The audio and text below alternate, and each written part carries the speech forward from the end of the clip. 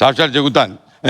അപ്പൊ ഇത് ഇപ്പൊ യൂട്യൂബേഴ്സിനെതിരായിട്ടൊരു പ്രചാരണം കാര്യമായിട്ട് നടന്നു എന്ന് മാത്രമല്ല അതിനെ കുറച്ച് വാസ്തവം ഉണ്ടായിരുന്നു. എന്നാൽ കുറച്ച് കൂടിപ്പോയോ എന്നും എനിക്ക് സംശയമുണ്ട്. കാര്യം ആദ്യമായിട്ടാണ് യൂട്യൂബർമാരെ ഇങ്ങനെ കാണുന്നു എന്ന രീതിയിലും ചില പ്രചാരണങ്ങൾ നടന്നു. ചെകുത്താന്റെ ഒരു അഭിപ്രായം എങ്ങനെയാ? ഈ ചന്തുവിന്റെ ഇഷ്യൂ അജു അലക്സ് എന്ന് വിളിക്കണോ ചെകുത്താൻ? ശരി. അപ്പോ ഈ ചന്തു റിയാക്ട് ചെയ്തെന്ന് പറയുന്ന ഒരു ഇഷ്യൂ ആണല്ലോ ഇപ്പോ ഹൈലൈറ്റ് ആയത്. അതെ ചന്തു. അതിനകത്ത് വന്നേക്കുന്നവരെല്ലാരും ഈ ഓൺലൈൻ മീഡിയക്കാരൊന്നും അല്ല. അപ്പൊ യൂട്യൂബ് ചാനൽ ഇപ്പൊ കേരളത്തിൽ എത്ര പേർക്കുണ്ടെന്ന് ചോദിച്ചാൽ ചിലപ്പോൾ 1 ലക്ഷം എത്ര സാറ് പറഞ്ഞ പോലെ ചിലപ്പോ ഒന്നുമല്ല. എല്ലാവർക്കും യൂട്യൂബ് ചാനൽ ഉള്ള പോലെയാണ് ഇന്നത്തെ ഒരു അവസ്ഥ. ഈ സോഷ്യൽ മീഡിയ ആണെങ്കിൽ ഇപ്പൊ ഫേസ്ബുക്ക് ആണെങ്കിൽ എല്ലാവർക്കും പ്രൊഫൈലുണ്ട്. അപ്പൊ ആർക്ക് വേണമെങ്കിലും എവിടെ നിന്ന് വേണമെങ്കിലും ഒരു വീഡിയോ എടുത്തിടണം. അത് ഇടുന്നതുകൊണ്ട് തെറ്റൊന്നുമില്ല.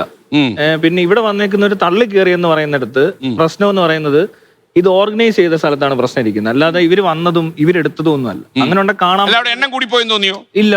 എങ്ങനെയാ സലീംകുമാർ മരിക്കുമ്പോ എണ്ണം അത്രയും വരണോ? ഇല്ല, ഞാൻ പോകത്തില്ല. ഞാൻ മരണ വീട്ടിൽ പോകാറില്ല. എനിക്ക് എന്റെ ബന്ധുക്കളൊക്കെ മരിച്ചാൽ പോവും, അല്ലാതെ വേറെ ആരുടെയും ഒരു പരിപാടി പോകാറില്ല. അപ്പോ ഇതിനകത്ത് പറ്റിയേക്കുന്ന എന്നാ ഇപ്പൊ മോഹൻലാലിന്റെ അമ്മ മരിച്ചപ്പോ ഇങ്ങനത്തെ ഒരു സീൻ ഉണ്ടാകത്തില്ല, മമ്മൂട്ടിയുടെ അമ്മ മരിച്ച ഇങ്ങനെ സീൻ ഉണ്ടാകത്തില്ല. കാരണം അത് ഓർഗനൈസ് ചെയ്യുമ്പോൾ അവരെ കൺട്രോൾ ചെയ്ത് അതിനനുസരിച്ച് കയറ്റി വിടുകയും അതിനനുസരിച്ച് ഒരു മാന്യമായ രീതിയിൽ അറേഞ്ച് ചെയ്താൽ ഈ പിഴവാണ്. തീർച്ചയായിട്ടും. ഞാൻ വരാം.